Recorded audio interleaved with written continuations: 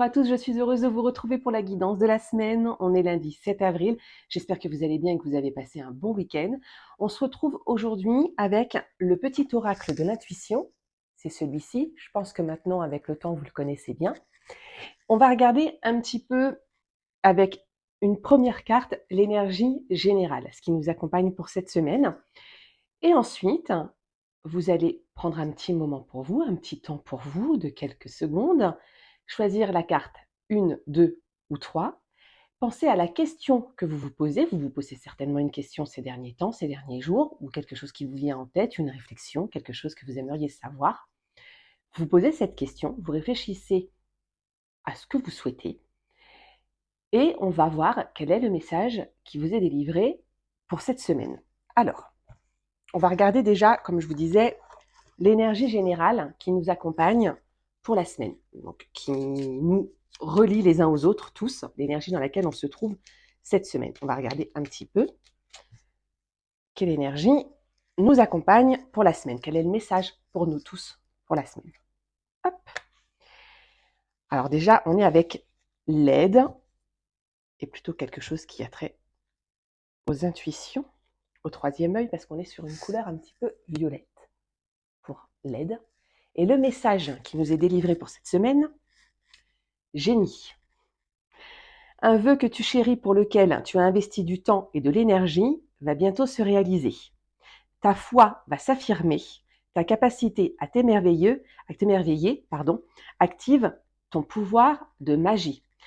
Ça peut vouloir dire cette semaine, dans l'énergie générale, que les intentions qu'on a posées, que les projets qu'on a commencés, les actions qu'on a mis en place commencent à aboutir, ça commence à s'ouvrir et que pour certains d'entre nous, les vœux commencent à se réaliser. Maintenant, 1, 2 ou 3. Respire, détends-toi. Pense à cette question que tu te poses dans la tête. Et on va voir ce qu'on nous dit, ce que le petit oracle de l'intuition nous dit. La carte 1, la carte 2 et la carte 3. Hop. C'est prêt? C'est parti? Pour la carte 1, l'amour, les sentimentaux, pour ceux qui ont choisi la carte 1. Quoique, la suite aussi, c'est peut-être l'amour, on ne sait pas. L'alchimie. La carte, la voilà. Aime tout ce que tu vis et les contrariétés, les obstacles s'effaceront d'une manière parfaite. Ton intuition et ta créativité, libérées, transforment tout en or pur. Ton intuition et ta créativité, je vais y arriver, ton intuition et ta créativité libérées transforment tout en or pur. Ça, c'est pour ceux qui ont choisi la carte 1. En gros, aime tout ce qui t'entoure et ça va se transformer en or. Ça serait bien si ça pouvait vraiment marcher quand on touche les choses. Bon, on n'en est pas là. C'est un peu aime-toi, le ciel t'aimera. Hein. C'est un peu ça. Et d'aimer aussi même les contrariétés de la vie pour que ça se transforme en quelque chose de positif. Pour ceux qui ont tiré la carte numéro 2, on est avec les bénédictions et les signes. Donc là, on est plutôt sur les prières, sur les demandes à l'univers, je dirais. Voilà. L'univers cherche ton attention pour te guider sur la bonne voie. Tiens compte des synchronicités qui t'interpellent. Ce sont tes accès de réalisation.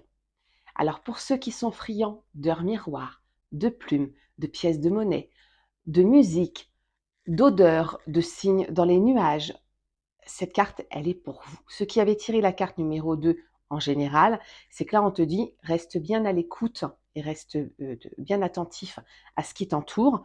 Tu te poses une question et en fait on te répond par l'intermédiaire peut-être de tes guides, de tes anges gardiens, de tes défunts. L'univers t'envoie un message pour répondre à cette question.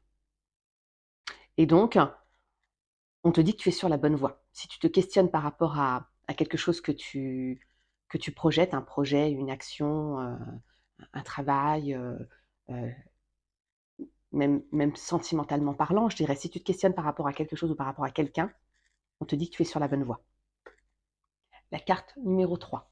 Pour ceux qui ont tiré la carte numéro 3, on est aussi avec les bénédictions et les vœux. Donc là aussi, ça concerne un peu les prières et les demandes à l'univers pour ceux qui ont tiré la carte numéro 3.